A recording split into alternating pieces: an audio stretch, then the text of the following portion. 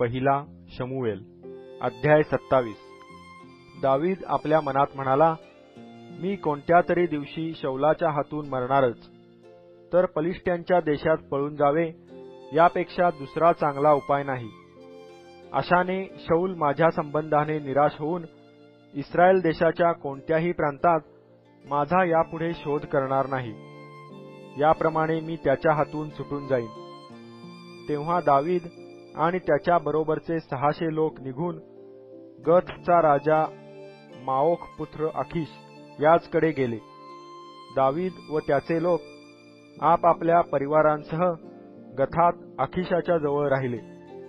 दावीद आपल्या 2 स्त्रिया म्हणजे इज्रेलीन अहिनवाम व नाबालाची स्त्री कर्मेलीन अबिगईल यास घेऊन राहिला। दावीद गथ येथे पळून गेला हे वर्तमान शौलास समजल्यावर त्याने त्याचा तदनंतर शोध केला नाही। दावीद अखीशास म्हणाला, मजवर आपली कृपादृष्टी असेल तर एखाद्या खेडेगावात मला जागा द्या, म्हणजे मी तेथे राहीन। आपल्या दासाने आपणाबरोबर राजधानीत का राहावे? तेव्हा अखीशाने त्या दिवशी त्याला सिकलाग हे नगर दिले, म्हणून सिकलाग हे नगर आजवर यहुदाच्या राजाचे आहे।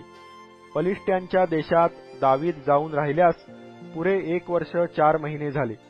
मग दावीद व त्याचे लोक यांनी गशुरी, गिरजी व अमालेकी यांच्यावर स्वारी केली। शुराकडून मिसर देशाकडे जाताना जो प्रदेश लागतो त्यात ही राष्ट्रे प्राचीन काळापासून वसली होती। दावीदाने त्या प्रदेशावर मारा केला आणि तेथल्या कोणाही स्त्री पुरुषास जिवंत सोडिले नाही, आणि तेथली शेरडे मेंढरे, गाई बैल, गाढवे, उंट आणि वस्त्राप्रावरणे घेऊन तो परत अखीशाकडे गेला।